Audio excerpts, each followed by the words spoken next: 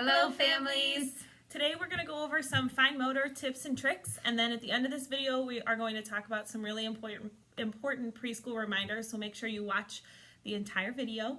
We're going to start with Miss Abby tracing her name, something that we do every day in our preschool classes. She's going to make sure she starts her letters at the top, because that is something that Foundations really stresses in their program. Always start every letter at the top.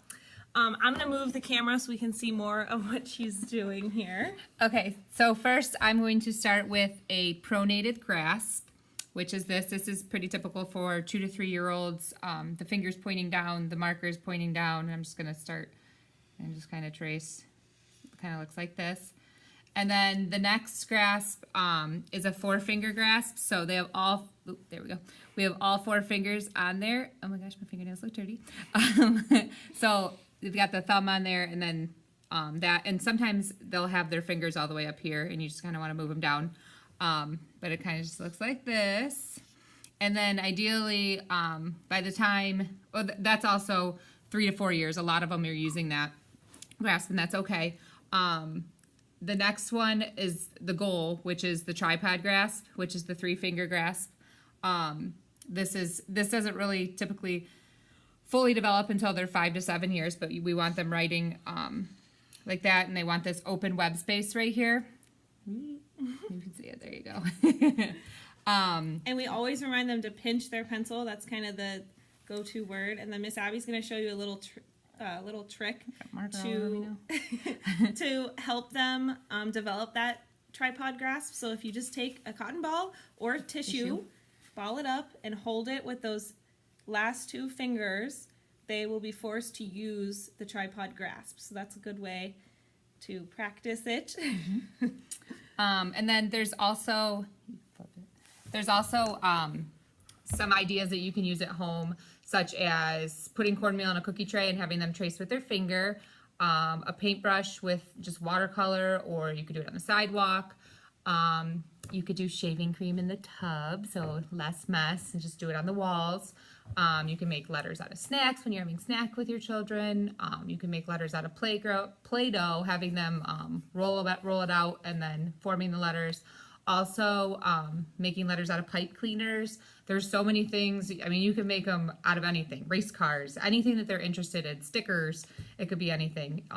Just to get them learning that letter formation for all the letters of their name. And we wanted to take a minute to show you that this is where we start out. They're just tracing their name with highlighter, and then eventually when they're ready to form letters on their own, they'll trace their name with highlighter at the top, and then they'll be asked to write their own letters in each box, and then the last step would just be writing it on their own, no boxes, up in the corner. So those are kind of the steps that we take in the classroom.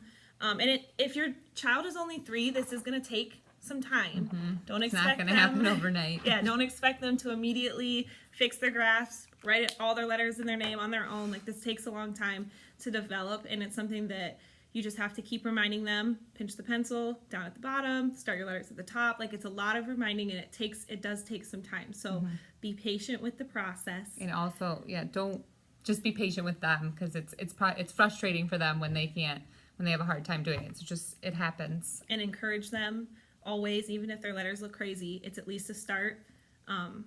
We really try to overly encourage, actually, especially with name writing, because it is really frustrating for them at such a young age to sit and do that. So, and we work on it here every single day.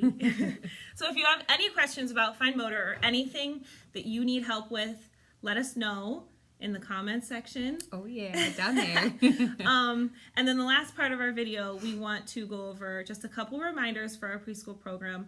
The first one is to always, every single day, check your red folders, because there's so many things that we send home, and I know how crazy your life can get, and that when you let it pile up and then you take it all out at one time, it's really easy to miss a really important paper or the snack calendar, or things about volunteering. It's really easy to miss when you take it all out at once. So if you check it every single day.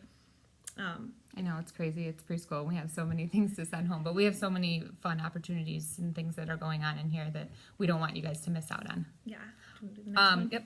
And then next reminder is to make sure you're picking your kids up on time. For the morning class, it's 11:15, and the afternoon class, it's 3. It's just that our lunch is right as soon as the kids are picked up at 11:15, and sometimes we have meetings that we need to get to. It's just helpful if you guys are on time. Yep. And then the next one is sick kids. Unfortunately, it does happen a lot, especially in preschool. We practice a lot with blowing our nose and washing our hands afterwards and that kind of stuff, but they are preschoolers and they are messy. They have a hard time remembering to cover their nose, Yeah. or they put the tissue that they've already used back in the tissue box. So we're trying to work on hygiene. Yes, but if they're super snotty or if they do have a bad cough, it's helpful to have them home because that is how our germs spread the most, is just and also remember, if they've had a fever it has to be gone for 24 hours before you can send your child back. And this is just a safety issue for all the other kids, just making sure that we don't spread the germs in our classroom. And we Lysol, and we try and get as many germs away as we possibly can, but they are preschool, and they're gonna spread. Yes, toys are in the mouth, and yeah, they spread quickly. Yep, we want to take every precaution to keep them out as much as we can, the germs. And then our last one is to like and subscribe. We have a lot of fun doing these videos, so we hope that you enjoy watching them. So the more likes we get and the more subscriptions we get and the more comments we get kind of give us a good direction on where to go. So like and subscribe. Yes. So thank you for watching our November preschool purpose video. We hope it was purposeful.